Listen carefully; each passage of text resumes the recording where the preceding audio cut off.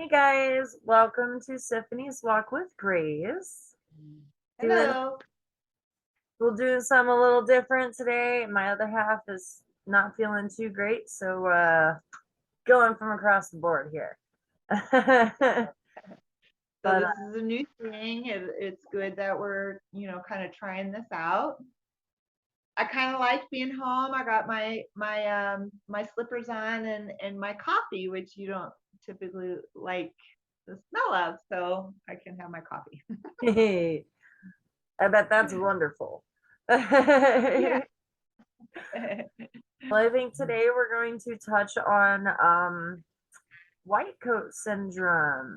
I don't know how many of you know about this one. It is the phobia of doctors. Like, that's all it is. You have a phobia of medical professionals. And unfortunately, I'm one of those people with that phobia. And the way I describe it, because everyone looks at you like, well, at me anyway, like I'm crazy. They're like, dude, what are you doing? Why are you getting so mad at people trying to help you? Like, this makes no sense. And I'm like, dude, when you take me to the hospital, you're basically putting me in a room full of spiders as an arachnophobic, but telling me that I'm not allowed to hurt a single one of them and I just have to let them crawl all over me. And that's what it's like for me when I go to a doctor or a hospital, and it's a very intimidating experience. It makes their job harder, it makes my life harder, and I've put a lot of work in to try to get that knocked down so it's not as bad, at least. And I just figured maybe there's other people out there that could benefit from this, because I mean it is a really crummy thing when you're sitting there and you're telling yourself, I really need to go get this checked out, but then this fear on the other side is going, yeah, but do you really want to see those people? Do you really need it checked out though? Are you sure? Yeah. Yeah, you've had a long history of you've gotten a lot of medical stuff in your past, so I can see why that's been hard for you. Well, and I think for me, And part of it is watching the family go through so many surgeries that didn't quite go right. Like, I had one relative that got a hysterectomy that was only like halfway done, and then I wound up getting a hysterectomy, and then I had another relative that, now granted, that one was like way back in the day, but still, and I had another one that had jaw surgery that had to get it redone. And what sparked this video is I actually thought that I was about to be getting the surgery as well, and I was wigging out. I mean, I went to this appointment. It was my first appointment with the oral surgeon. So it's not like anything was even planned, but I was freaking out the whole day. And I kept telling myself, I'm like, dude, chill. Like, it's not like they're going to do anything today. And then my brain kept going, yeah, but they're going to tell you what they're going to do. And that's enough. I didn't even calculate. Yeah, but what they told me they were going to do had nothing to do with surgery by the end of the day. so it wasn't anything of what you expected. No, I thought they were going to be like, all right, we're going to break this joint, reset this, and then hopefully that works for you, is what I was expecting to get out of it. Yeah. And what came out of it is all right, you got some arthritis in your jaw, so be careful, which, guys, I've shared enough with you. I'm a singer, so this was really hard for me to take. Okay, they said you have arthritis in your jaw for 4 to 6 weeks. I'm supposed to pretty much just eat soft food. I'm supposed to minimize my singing, minimize my speaking, which I don't care. I'm still doing this. I have to talk at least a little or I'm going to go crazy. And and then they also said like hot compresses, ibuprofen, massaging the joint, and see how that goes.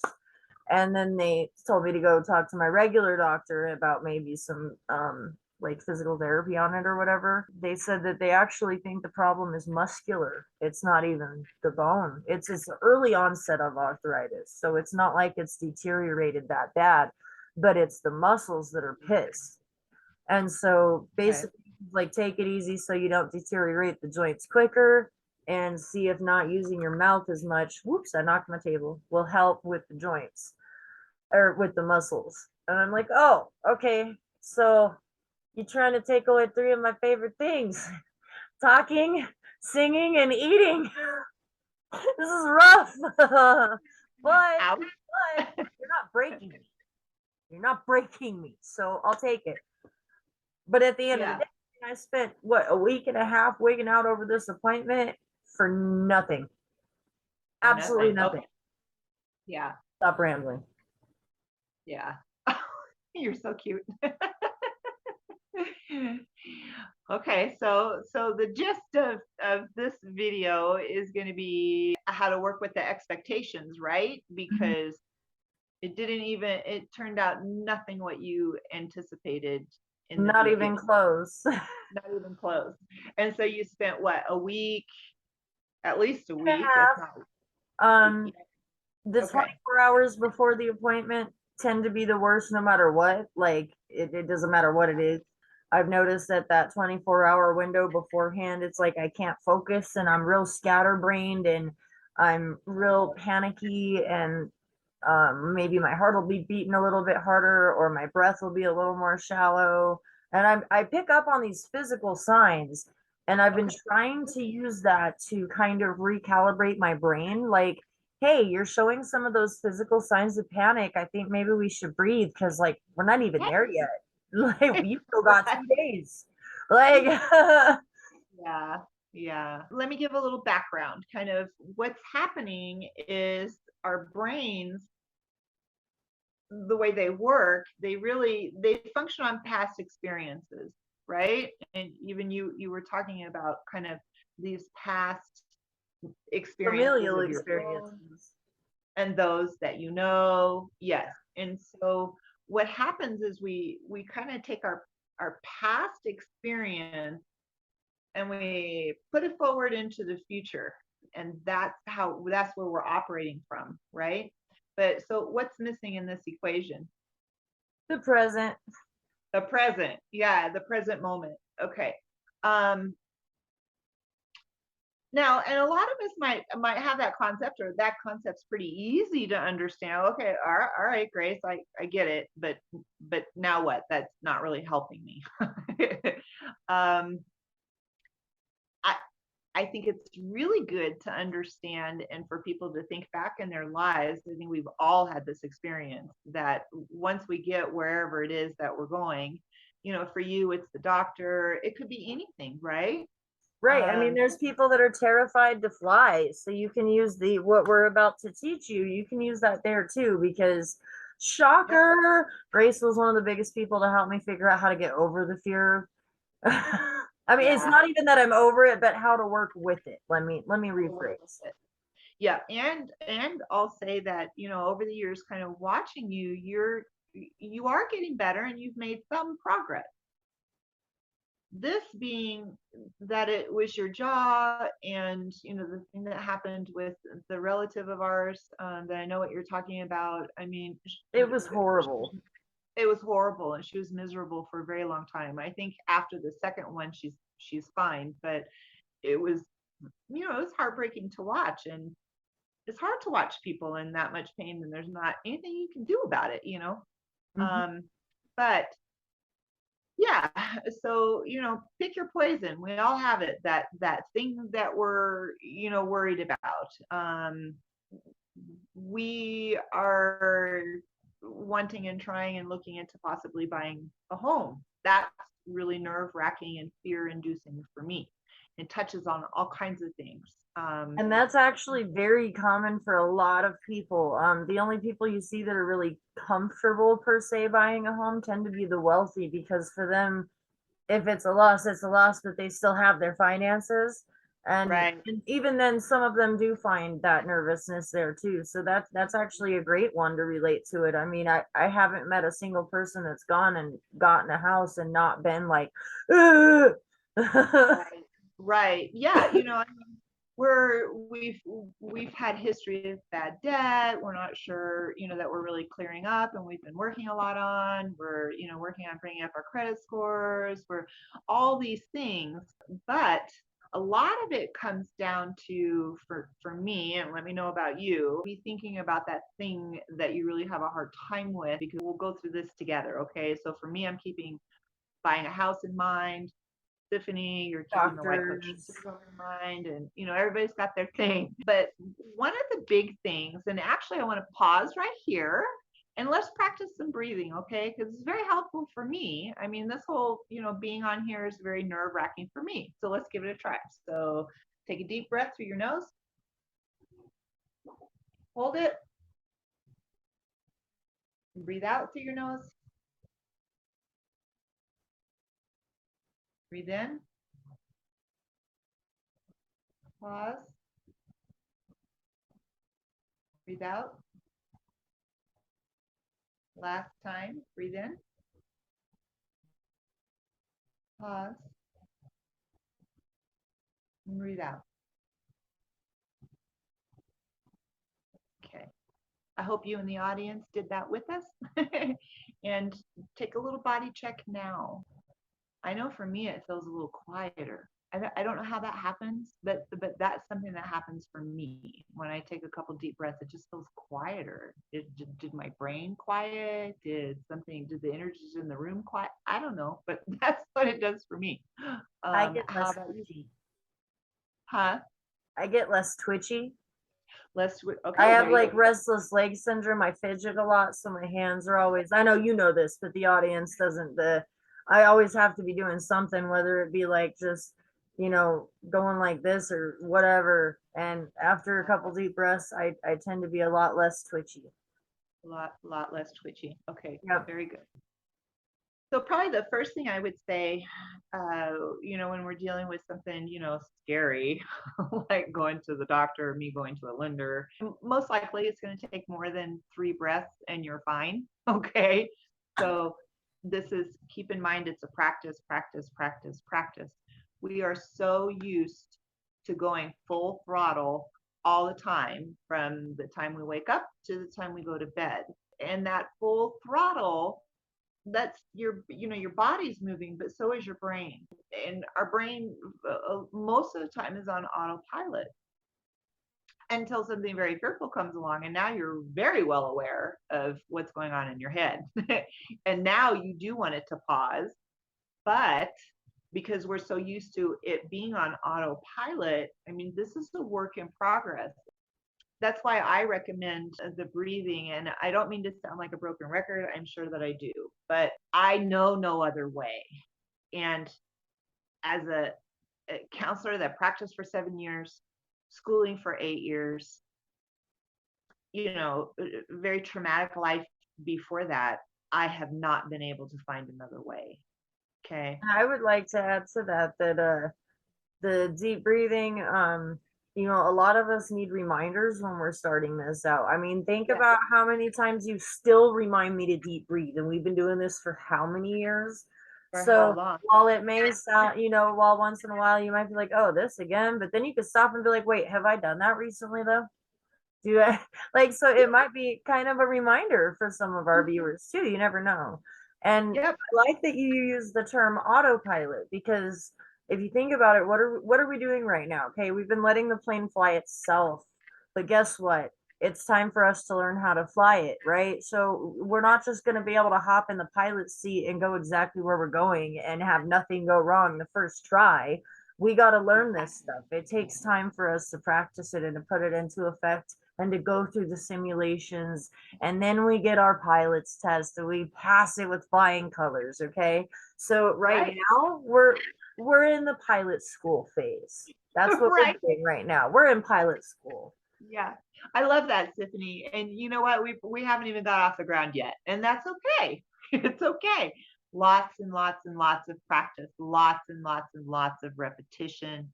Mm-hmm. It's not something that you're going to be well versed at and get automatically. It's just like anything else in life, that if you want to excel at it, you've got to put the practice in. Yep, it's an So acquired skill.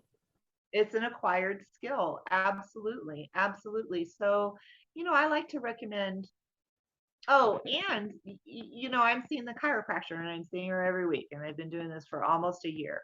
And every time I go in there, I'm like, oh, this hurts, or this over here. And my chiropractor's like, what are you doing this exercise? And I'm like, Oh, I forgot about that one. So it's a very human thing. Our lives are very busy. So, and I'm on it and I'm doing things every day and I forget. So, no worries. We just keep at it. So, Yep. but I like to recommend think about your day. Like it's great before you even get out of bed. So the alarm clock goes off, practice 3 deep breathing. Okay. Three nice big breaths because our brains start as soon as we wake up. So start yourself off on the right foot. Do three breaths, then get out of bed and get working on your day. Then I do the same thing at lunchtime because we're kind of taking a break. We're consciously taking a break, unless we're eating on the go, which is not good for you, but I get it. We do it sometimes, but as best you can before lunch, after lunch, whatever, before you get back into your afternoon, it's a great time to do a couple breaths. And then at night, when you get in bed, before you fall asleep, do a couple deep breaths. Those are, I mean, if you just incorporated those 3 times, it will start to kick in your own control. You will be Mm. able to start. Mhm. Okay. Um, that's a good place to start. And eventually and soon enough, it'll start, as you're driving and somebody cuts you out, oh yeah, let's deep breathe. Right. Or we'll find other times, especially because it may not feel like it works very well in the beginning. However, pay attention, do that body awareness, right? Because I am able to see a difference immediately if I am paying attention. And that's the whole idea is it will help you pay attention. Mhm. Uh, so Pardon this little interruption, but I'm opening my coffee. And you're with how much I'm drinking Dr. Pepper on here, maybe one day we'll get a sponsorship. That'd be great. I love my doctor. I tell everyone, I'm like, I need a doctor. Okay, so one doctor I'm okay with is Dr. Pepper. You hear that, guys? That's one heck of a shout out. You're the only doctor I do not fear and I love. oh, that's Cross your awesome. fingers. Tell Dr. Pepper to sponsor us. Do it. No, but Okay. on the real note, I wanted to pop that open and not be rude and interrupt you at the same time. Okay, so keep practicing the deep breathing, very important. But like you said, Siffany, it didn't sound like it helped very well. Maybe it helped for a minute, maybe it helped for 30 seconds, maybe it didn't help at all. I don't know. But No, especially when we're in the heat of the moment and it's really bad, that's a good time to, you said it was happening for like 24 hours. yes. Every hour, it's okay. Set your alarm and set and 5 minutes, 3 minutes, 2 minutes, 1 minute, 3 breaths. I don't care, but do whatever you're willing, able, and you can do in the moment, and do a couple of those breaths. Do it every hour. Do it, you know, as often as you can within that period. Okay. It's okay to sit with yourself for a while. And then you can really get into the deeper stuff when you're kind of sitting with just yourself and you start to breathe and that brain kind of starts to quiet down, you know, then it's a good time to kind of ask yourself, okay, what's really happening here? I mean, I'm in touch with my feelings. I'm really anxious. What's kind of really happening here? Definitely, I'm afraid. Definitely, I understand my history, but I want to change that. The only way to change it is to do something different. Breath work is only the beginning. And from there, recognize 99.999% of the problem is that we're looking at it from the past. Change what the future might look like. Okay. You can imagine a different scenario. You can imagine, my favorite is to imagine feeling better about going in. So feeling confident, feeling, I have a lot of issues with, am I going to be able to communicate what I need to? And that causes me a lot of fear. So I'll imagine being able to confidently say what I need to. So I don't necessarily go through the words and all that. So I'm not trying to create an actual vision of an actual, how it's going to go, how the doctor's going to look, how okay, now I'm going to sit for 5 minutes and they're going to call me. But I don't do that. I focus more on how I want to present myself. So I want to be confident. I want to feel I want to feel like I can say what I need to. I want to feel heard and supported, which is, I think, a big thing maybe with you when you go in is kind of, but then that's part of the process. What I am mean, I? it is. You're not necessarily wrong. So I'm gonna share something with our viewers here. I have a calcium issue and I have 3 children. And I was sick for all my pregnancies, so I couldn't really eat or drink much of anything. And it's a common known fact if you talk to a medical professional in the field or you go do some research on it that if you're not getting the proper calcium intake, your children take it from your teeth. So I have full dentures, guys. I don't have any teeth left at all. And it's not because of drugs at all. Like I've never touched meth, coke. I just don't do that stuff. Okay. But That's when the judgment that you feel when you go in. it is, and let me tell you, that was one of my big fears walking in because I'm like, okay, these people are about to take X-rays. That means they're gonna know, and they might need it out, which means that I have to say something, and they did need it out. But when I had broken this one here, initially it snapped at the gum line, and I was sucking on a Hershey's Kiss. Okay, that's all I did, and I had to go to the ER because there was no dental places open. The first thing that woman said to me was, "When's the last time you did meth?" Oh, I looked at her and I said, "I've never touched it. Are you serious?" And she just kind of rolled her eyes and mumbled something under her breath and sent me home with Tylenol and was like, "We're not doing nothing for you because I think you're a druggie," is really the way it was portrayed. And how unfair to, I mean, I had all those exposed nerves. I couldn't even inhale without feeling like I just got stabbed with an ice spike through my gum line. Like it, ow. and how ruthless of you to put your judgment in place before that. You could have given me a UA and been like, I'm a little nervous here, but if we can show that you're not on anything and you want to pee in a cup really quick, maybe we can give you some relief. I would have taken that. But at Yeah. least then you're not just leading by your judgment. And Mm-hmm. we're going to do a completely different segment on judgment, guys, because we can talk all day on that one. But Yeah. at the end of the day, these judgments are what caused part of my fear. So part of my fear with this appointment was, great, another dentist to judge me, another doctor to judge me on my deficiency because apparently somehow a deficiency means you're a druggie. Um, Right. but I blocked myself because this was actually one of the kindest medical places I've ever been to. And I was actually dumbfounded. I thanked all of them. And I told them, hey, I have white coat syndrome. I appreciate you guys. Thank you Yeah. for not being judgmental. And Did so it you work? that mind. Yep. Yes. Yes. So yes, definitely. Right. So we can all kind of look back at our experiences and say, "Oh, that was a complete 180 than what I expected." So keep that in mind to be able to look back on your life and say, I have plenty of instances that it didn't go the way I had anticipated. Mhm. So how let that help you let go the anticipation. Right. Did you do any work? Did you do any inner work? I call it inner work. Did you do any inner work on the judgment piece before you went into the office? I kind of did. Excuse me. I put a lot of work into trying to understand where they're coming from. So like from a Oh yeah. medical standpoint, you definitely don't want to feed the habit if that's what someone's seeking, because at that point they need help, not the habit fed. So I understand that need.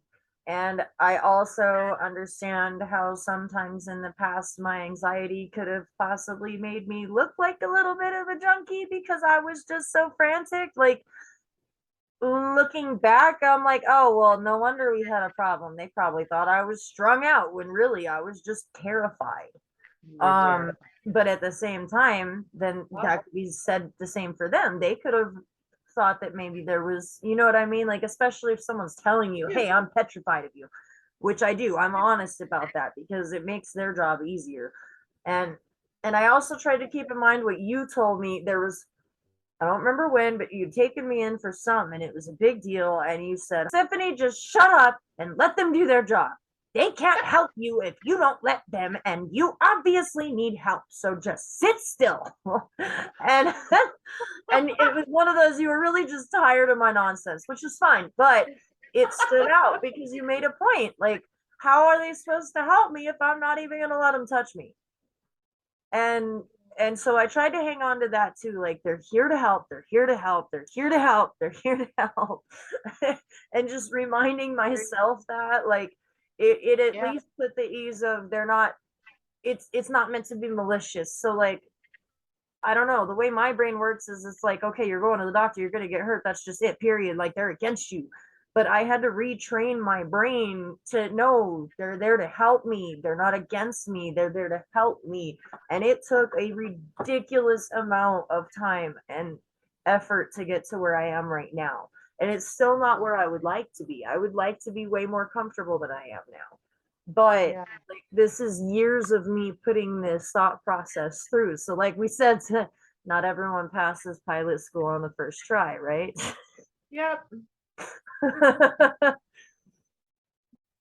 So I think shifting that thought was a big one. Trusting was a big one. And this, again, it's not just for people with white coat syndrome. This is just my issue, and so we're talking about me so that it's, a way to break it down for you. But even in buying a house, you get a lot of that, oh my gosh, what if, right? Well, there are situations in life where we just need to trust. We need to trust whatever it is that you want to trust, whether it be yourself or somebody that is, a part of your life, or God, higher power, ethers, whatever. But I think trust was another big piece of it for me. So, Awesome. And yeah, you're right. I'm learning to trust, that your need will be met. And that's a difficult one because a lot of life has shown you the complete opposite. But here's the really cool thing. When you understand energies and you understand, like, the astrology, I mean, it all kind of plays in together. But what you put out is kind of what you get back. So right, think about the old days when you're like, oh, I don't trust him, I don't trust him. And then you come in frantic, looking tweaked out, then you right. got what you thought you were going to get. And it makes it hard So for them to there's trust too, because how's a doctor supposed to trust me if I come in looking like I'm strung out? looking like you're, I mean, yeah, as bad as yeah. that The is, other thing like, I love, it's right. It kind of, yeah, that's beautiful that you're able to kind of see that. Um, and that goes back to one of the first videos that we ever did, was talking about understanding, right? Communication, how to communicate, and we've been talking about understanding is everything. So kudos to you for being able to say, wait a minute, wait a minute, wait a minute, wait a minute. Let me think about what it's like from their perspective. And that's a huge piece of life, and it's a huge piece of being able to grow, is to be able to say, oh, what might be happening for the other party, because I can get information from that. So, and you were able to see that, they are here to, they are trying to help. right. So very good. We hope those tips and pointers help. Do you have anything you want to add before we close out this one, Grace? Breathe, it helps you kind of get into that contemplative state. However, kudos to Siffany for being able to, she's doing some contemplating, not necessarily while she's breathing, or I don't know, and it doesn't matter, but the idea that both can happen, you can do it together, you can do it separately, but the I fact that actually you're try to doing do it, that shift as soon as I notice the negative thoughts. I should have put that out there too. If you start noticing the negative thoughts and you're like, oh, hold on, and you are able to catch it, try to transfer those negative into a positive. Yeah, I'm scared of the doctor, but you know what? They spent years in school for this and I didn't. Try to find some yeah, way to, yeah, I'm scared to buy this house, but my family really could use the space, and oh, how happy we could be if my dog wasn't jumping all over my apartment or whatever. And right, think those, right, try to find a way to turn it And that's also something Grace taught me, just for the record. Shift the minds. I love yes, yes. Flip the script. Flip the script. Flip the script. Yep. And if you can and you have some time, kind of get in touch with that. You know, Siffany was really good about being able to, you understood that the judgments is a big piece. So that tells you where you need to head and where the work is. That's where the inner work is. So And good don't get job. me wrong, my mind will still be shrieking while I'm in there, but my body will appear significantly calmer. And that's Yeah. huge to be able to get to that point. For me, that was a big deal. It is. And then as time goes on, then it's going to take practice, right? I mean, the next time you go to the doctor, the next time you go to the doctor, the next time you go, you got to go here and you got to go here.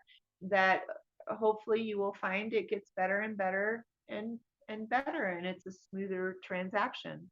Yep. So, okay, Oh, we very hope good. this helps you. If anybody would like us to touch on anything further, wants to request a video, please drop it in the comments. If there's anything that's helped you with overcoming a fear, drop it in the comments. Let's all help each other out. That's what we're here for. Absolutely help each other out, because I love talking to Siffany because you remind me to keep doing some things. And just like, when I saw the chiropractor and it's like, oh, did you do that exercise? Nope, forgot all about it. So it's a beautiful reminder for me as well. I love watching you grow. I think I said that. I say it all the time. So love it. So thanks for watching, everyone, and yeah, give us a comment. Let us know how it's going for you, and give us tips. I don't think we can. None of us can have enough tips in life. So Yes. feel free. And don't Thank you. forget, ask Dr. Pepper to sponsor us. I swear, every video there's one of these if you watch hard enough. Yeah, and when I come see you, I have a Dr. Pepper because I don't have my coffee. So We won't let you down, Dr. Pepper. All right, everyone. Well, with that, we're going to close this video out, and okay. hope you have a fabulous day. See you next time. Yay.